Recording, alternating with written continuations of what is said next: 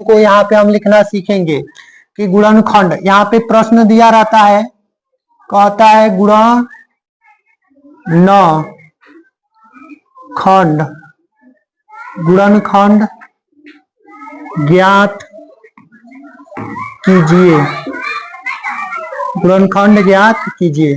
कभी कभी ये होता है कि जब हम लोग किताब पढ़ते हैं, किताबों में प्रश्न कम दिया रहता है, उससे क्या होता है कि जब हम लोग प्रश्नों को हल करते हैं तो प्रश्न हल करने में आसानी नहीं दिखता है, क्योंकि एक ही टाइप के हम अधिकतम प्रश्नों को जब हल करने लगते हैं तो प्रश्न हमें समझ में आने लगता है। तो उसी तरीके से हम गुणनखंड, यहाँ पे गुणनखंड ज्ञात कीजिए, तो इसमें हम अधिकतम प्रश्नों को यहाँ पे लिखने का प्रयास करेंगे। जैसे कि मान लीजिए हम पहला प्रश्न यहाँ पे लिखने का प्रयास करेंगे, x square plus 4x plus 4। चलिए, यह एक प्रश्न है, इसका गुणनखंड करना है, यह एक गुणनखंड का प्रश्न है। दूसरा देखिए, इसी टाइप को आपको प्रश्न मिलेगा हल करने के लिए, x square plus 5x plus 6, ये भी एक गुणनखंड का प्रश्न है। फिर यहाँ पे आ जाइए तीसरा प्रश्न, x square plus 6x plus 9, ये भी एक गुणनखंड का प्रश्न है। X square plus 8x plus 16, ये भी एक गुणनखंड का प्रश्न है। X square plus 7x plus 12, ये भी एक प्रश्न है। क्योंकि जब हम लोग यहाँ पे प्रश्न लिखना सीख रहे हैं, कि अब देखिए यहाँ पे हम 6 प्रश्न लिख रहे हैं, x square plus 10x plus 25, ये भी एक गुणनखंड का प्रश्न है। चलिए, ये 7वां प्रश्न लिखते हैं, x square plus 11x plus 30, ये भी एक गुणनखंड का प्रश्न है। X square plus 7x plus 10, ये भी एक गुणनखंड का प्रश्न है। X square plus 13x plus 42, ये भी एक गुणनखंड का प्रश्न है। X square plus 9x plus 18, ये भी एक गुणनखंड का प्रश्न है। X square plus 16x plus 60, ये भी एक गुणनखंड का प्रश्न है। X square plus 15x plus 50, ये भी एक गुणनखंड का प्रश्न है।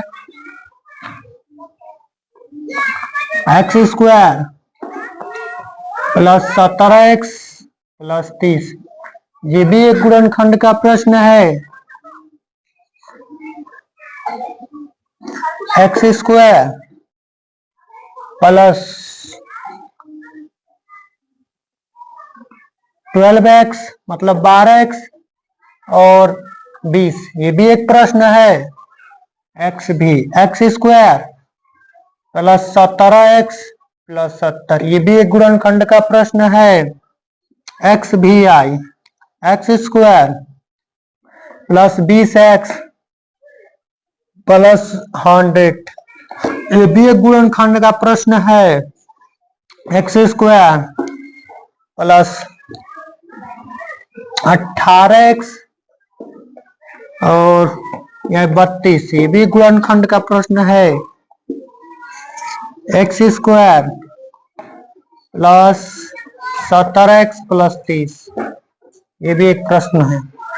एक बात बता दे कि जब हमारे YouTube चैनल पे आप आएंगे तो पहले हम यहाँ पे एक टेलर दिखाए छोटा सा, ये एक टेलर है, मान के चलिए गणित का एक छोटा सा टेलर है, जिसमें हम इतने प्रश्नों को आपको लिख कर दिखाए हैं कि जब भी हम लोग पढ़ेंगे, अभी हम स्टार्टिंग पॉइंट पे हैं, जब अभी हम पढ़ेंगे तो बेसिक से पढ़ेंगे, बेसिक तरीके से हम लोग गणित को हल करना सीखेंगे। जब हम लोग गणित की तरफ पहुंचेंगे तो बेसिक मैथमेटिक्स से हम लोग चलेंगे।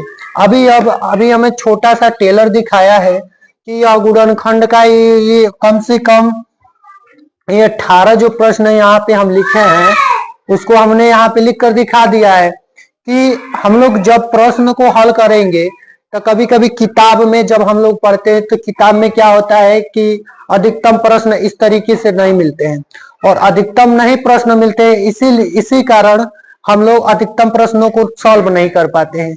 गणित एक ऐसा सब्जेक्ट है जिसमें हम अधिकतम प्रश्नों को हल करते हैं, तभी वह समझ में आता है, क्योंकि वो प्रश्न किताबों में मिलता नहीं है।